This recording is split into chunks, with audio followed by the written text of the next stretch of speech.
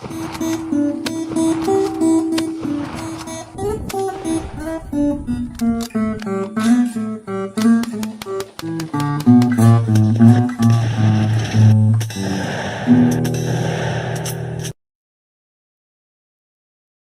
there, people of the internet. Interesting concept for you guys today. Not necessarily the best option and not necessarily the most practical, but it is one that catches my curiosity, with lack of better terminology here. So I recently received a batch of random miscellaneous ammunition from a friend of mine who donates some stuff from time to time, and sometimes I think that he just finds bags of random stuff that he decides to give me so I can, break down and use as components or use to my leisure and whatnot. Because every now and then I'll find, like, in that miscellaneous batch of stuff, like cartridges for firearms that I do not own and things like that. Not that I'm complaining, it gives me an excuse to go out and get myself some stuff. As a matter of fact, I'm getting myself a 32 ACP and a 38 Smith & Wesson specifically because of ammunition that I've received, not just from this guy, but like over the years, just in batches and whatnot. But this particular batch of ammo was like really, really miscellaneous, and I wanted to make a video talking about how much I enjoy getting just like random batches of stuff that you have no idea what is inside of it. And this right here is a really good example of I had no idea what was inside of some of this stuff. So I actually came out with a couple of things that were like very special inside of this particular batch of ammunition. But before we start on that, I do want to do a Patreon shout out. Chris Jones, he did a $5 Patreon tier, and then he bumped that up to $50 Patreon tier, but I'm still going to do the $5 Patreon tier as well because he was that tier and I feel like he definitely deserves it. So among the random miscellaneous stuff, I wanted to find something special in that batch, something unique, something that was like a one-of-a-kind thing, and I only found one of these out of the tremendous amount of stuff that I found, and I've never fired one of these before. This is a Hornady 185 grain hollow point and 45 ACP. This 185 grain projectile should be traveling at about 1,000 feet per second. I believe that this is a Hornady critical defense, and we're going to send this out of my 1911. This is a one-of-a-kind round because I only have one of these, and I do not own any more. And I've never shot one of these. I have been wanting to fire. I've only fired 230 grain projectiles from a 1911. I've never fired the lighter weight 185 grain.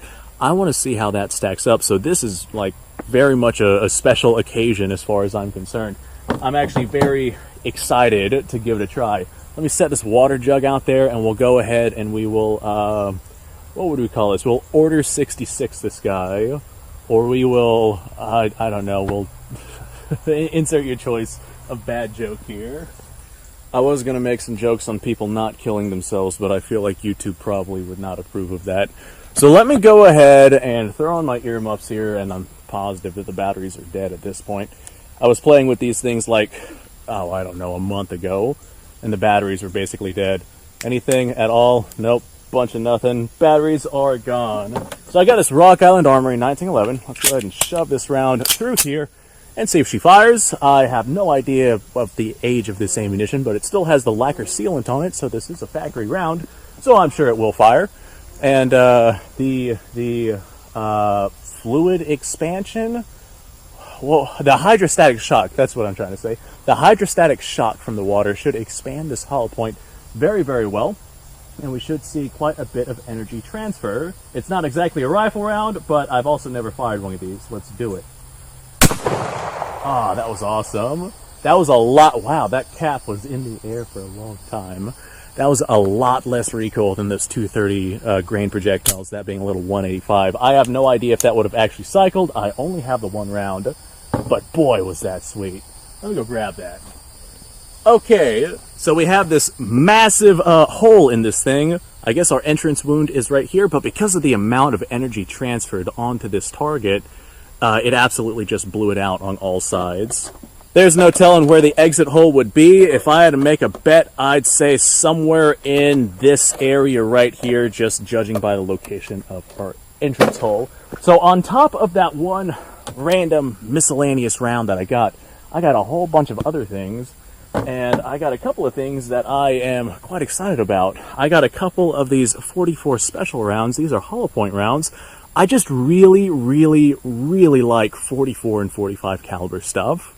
So I got not very many of these, but boy, this is cool, and I'm going to save these for a special occasion. I was debating on using one of these for destroying that water jug, but I only had one of those critical defense rounds, so that was definitely the more unique round.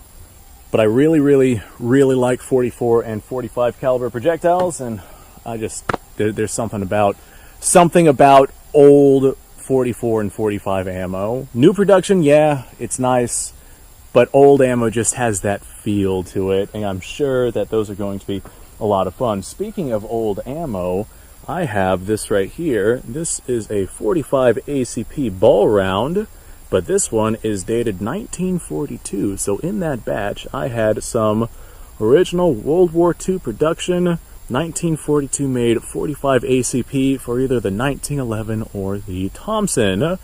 Now, I thought that this was cool whenever I found it, but then I found this. This right here is a 1918 dated 45 ACP that, well, would have been used in World War I. And this thing is cool. This right here is the first of its kind that I have in my collection. The head stamp says REM UMC, so REM UMC, and dated 18. And this right here, I'm pretty sure that the crimp marks that are on this thing designated as either a 200 or a 230 grain projectile. I'm pretty sure that that's one of the things that they use to differentiate between those different bullet weights. All right, moving on, I have this. It is a UMC, Union Metallic Cartridge Company. This is a box of 38 Special, but it's a random mishmash of all different sorts of 38 Special, and I'm sure that these are hand loads, so I would not trust firing these out of an actual 38, but I have my 357 Magnum lever action here, and I have no doubts that that system is going to be plenty strong enough to handle some 38 Specials, not unless somebody has, like, really messed up with these. But you'll never know. I did pull a couple of these apart, and they seem normal. But this right here is a mixed batch, so I have zero clue. But typically, whenever you see things like this right here, this being a cast lead round, those are pretty clear indications that you're dealing with some hand loads, and that's fine. I hand load these myself, and it's pretty hard, unless you're using like the very wrong kind of powder. It's pretty hard to, actually that one right there might be a factory load. Pretty hard to overcharge 38 Special to the point of it blowing apart a 357 Magnum rifle. Now, a just for fun concept, I know a lot of us talk about, you know, scavenging ammo in the end of world times. If you do that, then you will be using mixed batches of ammunition like what I have right here. You might have some solid brass rounds. This might be solid brass. Actually, that looks like a soft tip round. You might have some rounds that are 120 grain, because that right there looks like a smaller round. And then you might have some lead rounds that are 158 grain, and you might have to load that in there as well. And where was that other one at? You might have some smaller stuff. I got no idea what grain weight this is. I'm just literally spitballing here. But you might have some mixed batches of stuff, and you'll have no idea where it came from. You'll have no idea what it has seen, what condition it was stored in. I don't know if this stuff is going to go off. I probably should check it, but you know what? If it's the end of the world sort of situation and you don't have the means to be able to check and load your ammo, the best way to test it is to fire it out of a system that you know it will fire safely out of, if it fires. Well, that fired. Yeet. Alright, that landed over there. I don't even know if this stuff is corrosive, but they did all fire, and we all smacked our grill down there. That was cool. One of those felt like it had a little bit more recoil than the others, so I'm betting that it was simply a larger projectile. Look at all the smoke coming out of this thing. That's nice. But, yeah, I don't know the story behind this ammunition, but I find it really cool whenever I get things like this, especially whenever I find little things like this in there. Most of this ammo I'm just going to be breaking down. If something looks sketchy to me, I'm not going to use it. And of course, these brass cases can be reloaded, so I'm actually going to grab these and set them down over here. All things considered, primers look fine, so they didn't feel overpressured or anything like that. Just an interesting little video that I wanted to make, and I really enjoy doing things like. I like the concept of like taking random mishmashes of scavenged ammo and having to use it for some sort of situation. In this case, I'm using it for, you know, me making a YouTube video. But if this was 100 years ago and I was, I don't know, let's say this was like 150 years ago and I was in the 1870s, approximately, that kind of maths, sort of. And I had this and a bunch of random mishmashes that I've managed to find laying in the sand and dirt and whatnot, and that was just what I had. I like the idea, I like the concept. It's a fun concept, and it is literally just one I want to talk to you guys because I find it fun. So thanks for watching. I appreciate your time. Like, subscribe, share. Description below has a link to all sorts of stuff. Go check it out. Let me know you guys' thoughts, and I'll see y'all later.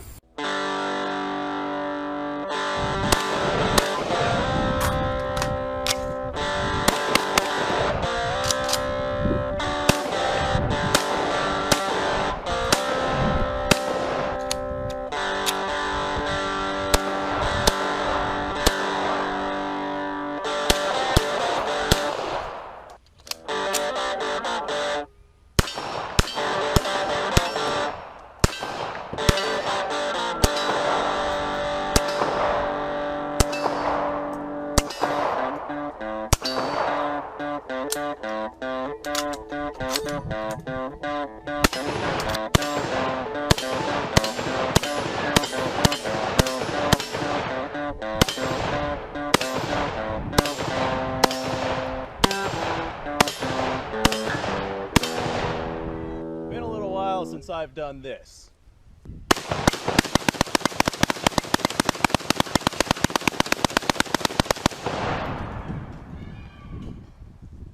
Bonnie and Clyde be damned.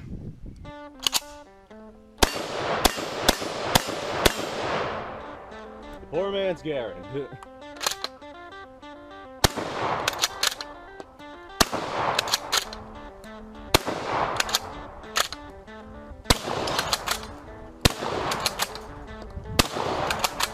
It's a shame that bolt-action shotguns aren't more mainstream.